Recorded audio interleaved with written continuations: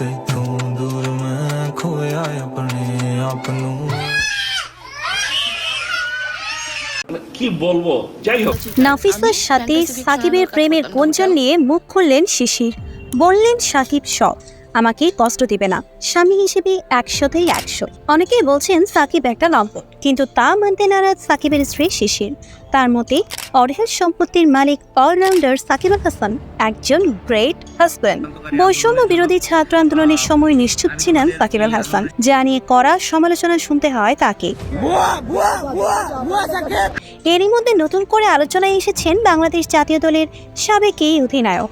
গতকাল বুধবার রাতে হুট করে সামাজিক যোগাযোগ মাধ্যমে সাকিব আল হাসানের বেশ কয়েকটি ভিডিও ছড়িয়ে পড়ে, যেখানে সাকিবকে একটি হোটেলে দেখা যায়।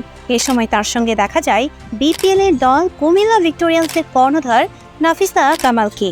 এমন ভিডিও ক্লিপ স্বাভাবিকভাবেই নজর এড়ায়নি দেশের ক্রিকেট ভক্তদের।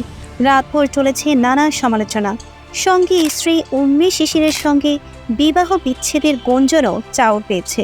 সে সংখ্যা অবশ্যই বেড়েছে শিশিরের কারণেই। সাকিব আল হাসানের সঙ্গে অনেক ছবি ডিলিট করেছেন তিনি। এবার বিষয়টি নিয়ে কথা বলেছেন সাকিবের সহধর্মিণী সাকিব উম্মে আল হাসান শিশির। আজ বৃহস্পতিবার সামাজিক যোগাযোগ মাধ্যম ফেসবুকে একটি স্ট্যাটাস দেন তিনি।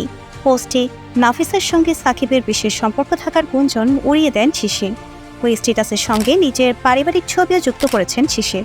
সেখানে তিনি লিখেছেন, আমি আমার কোনো পোস্ট বা ছবি ডিলিট করিনি, কেবল তো প্রাইভেট করে রেখেছি। আর ছবি বা পোস্ট কখনো কোনো সম্পর্ককে বিচার করতে পারে না।